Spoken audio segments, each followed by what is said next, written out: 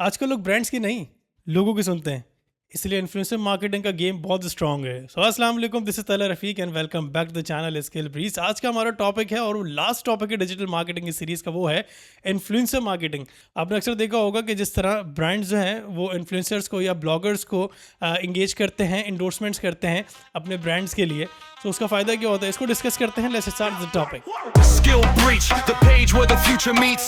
Breaking down the walls, no defeat, just feats.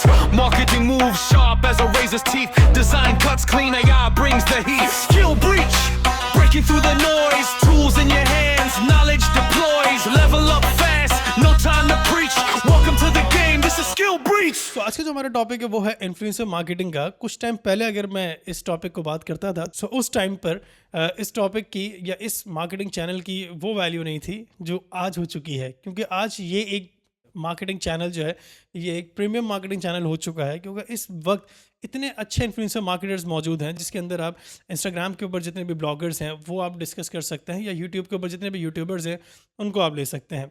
So influencers जो हैं, क्यों influencers कहा जाता है? क्योंकि जितने भी लोग हैं, चाहे वो ब्लॉगर्स हों चाहे वो यूट्यूबर्स हों, ये तमाम के तमाम लोग जो हैं ये इन्फ्लुएंसर्स हैं, क्योंकि लोगों को इन्फ्लुएंस करते हैं चीज़ को परचेज़ करने में। मिसाल के तौर पे अगर कोई इन्फ्लुएंसर है और वो किसी भी एक प्रोडक्ट को इंडोर्स कर देता है, सो उसके पीछे, उस प्रोडक्ट के पीछे लाइन लग जाती है बिकॉज ऑफ दैट इन्फ्लुएंसर। तो इन्फ्लुएंसर मार्केटिंग है क्या जी? Influencer marketing is a type of social media marketing that uses endorsements of products mention from the influencers.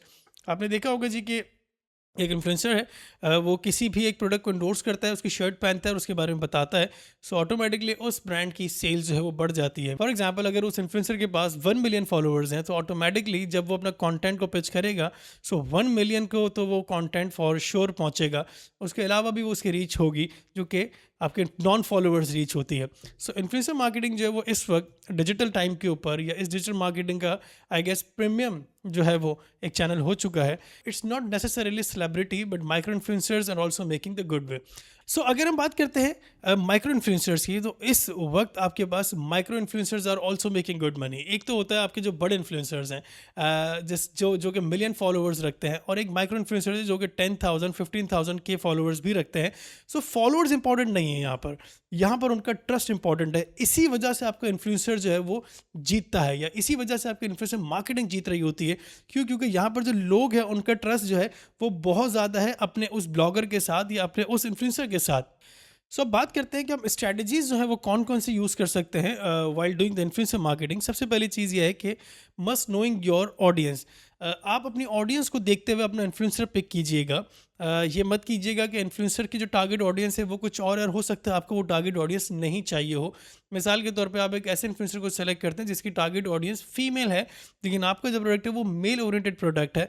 सो वहाँ पर ही थोड़ा सा प्रॉब्लम हो सकती है। आपकी जो ऑडियंस है और जो आपकी इन्फ्लुएंसर की ऑडियंस है वो कहीं ना कहीं मैच होनी चाहिए, ताकि आपका मैसेज जो है वो राइट टारगेट ऑडियंस को भी पहुंच सके। सेकंड चीज़ है इन्फ्लुएंसर की आइडेंटिफिकेशन और सिलेक्शन। जाहिर है जब हम मार्केट कर रहे होते हैं तो हमें राइट इन्फ्लुएंसर लेना होगा जो कि हमारे इस प्रोडक्ट के लिए परफेक्ट मैच हो जाए। फॉर एग्जांपल, अगर मैं एजुकेशन से ताल्लुक़ रखता हूं तो मैं वो इन्फ्लुएंसर को सेलेक्ट करूंगा जो कि एजुकेशनल कंटेंट भी बनाते होंगे। इसी तरह अगर कोई प्रोडक्ट या कोई फूड ब्लॉगर है, और अगर मेरे पास कोई, मैं रेस्टोरेंट ओपन कर रहा हूँ, तो मैं किसी फूड ब्लॉगर को बुलाऊंगा ताकि मेरी रीच जो है वो ज़्यादा बढ़ सके, उन रेलेवेंट लोगों तक पहुँच सके। Content and support with the influencer. जाहिर है जब इन्फ्लुएंसर आता है, जब कोई ब्लॉगर आता है, सो उसको आपने एक सपोर्ट और आपने एक कॉन्टेंट प्रोवाइड करना होता है। कोई भी अगर इन्फ्लुएंसर आएगा तो आप अपने प्रोडक्ट के बारे में बेस्ट नॉलेज रखते होंगे, वो इन्फ्लुएंसर नहीं रखता होगा, ब्लॉगर नहीं रखता होगा। सो कंटेंट मेकिंग के अंदर आप उसको सपोर्ट करेंगे, स्टाइल उसका होगा, लेकिन जो सोर्स ऑफ इंफॉर्मेशन होगी वो आपकी होगी।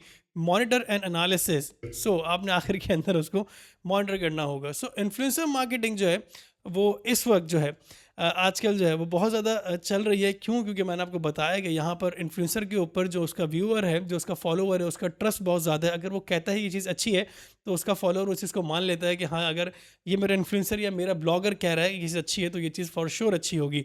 सो आज जो हमने टॉपिक पढ़ा वो हमारी इस सीरीज़ का, जो कि डिजिटल मार्केटिंग स्ट्रैटेजीज़ की सीरीज़ थी, उसके लास्ट टॉपिक है। हमने स्टार्ट किया था डिजिटल मार्केटिंग को समझना, और उसके बाद हमने उसके तमाम चैनल्स को समझा था।